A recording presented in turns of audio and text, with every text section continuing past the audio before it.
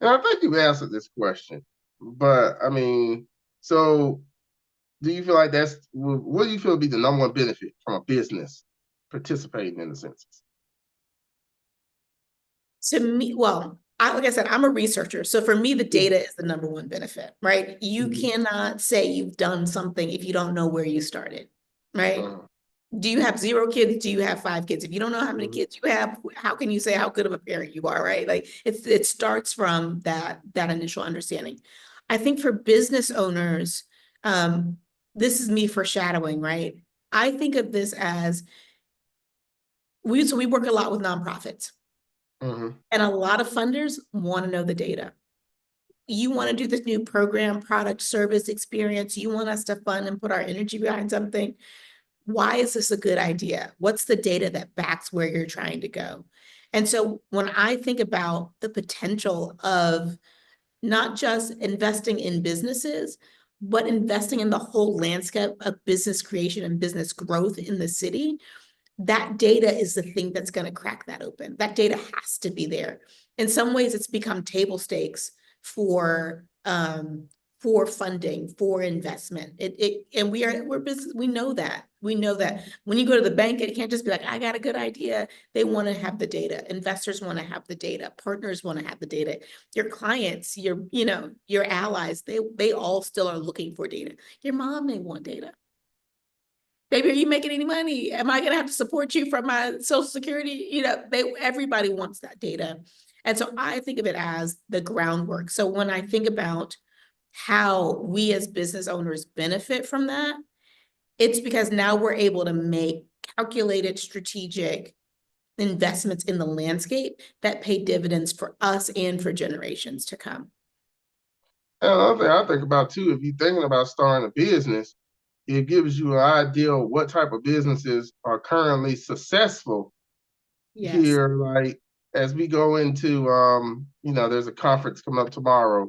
Say a plug, Yeah. the I'll AG be there. Gaston conference. And one of his famous quotes was "Find a need and fill it." So, there's no use, like you said, starting a business. Let's just say, just happenstance, like you said, it's a whole bunch of realtors, a whole bunch of barbers, a whole bunch of hairstylists.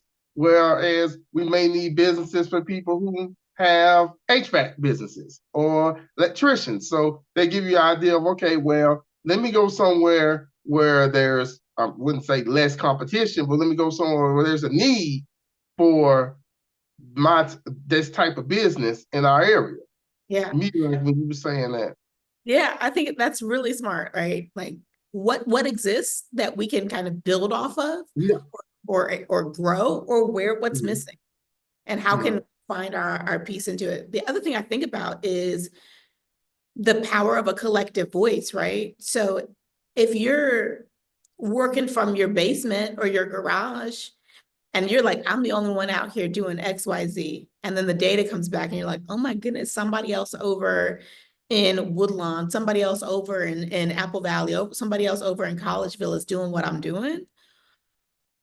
Are they having the same problem? If we put our voices together, if we put our energies together, can we work to get that colder water, right? Can we work to put our voices together and get policy and practice change? Or can we go in on a workspace because we're close enough partners, but we're not, that we can share from the same benefit, but not compete against each other, right? So there's a lot more that's available in understanding who and what's happening. That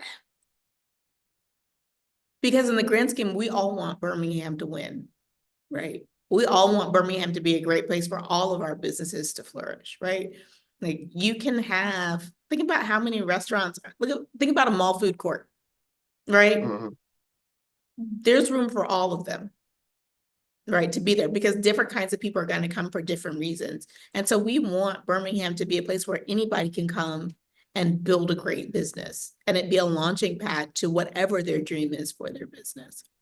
Do you know what's happening in Birmingham? Download the What's Happening Birmingham app today. today on Android, iPhone, and iPad for free. Get info on everything you need to know about local news, events, businesses, restaurants, and more. Visit our website, what'shappeningbham.com, or follow us on social media at happeningbham for more information. Download the What's Happening Birmingham app today, your source for everything Birmingham.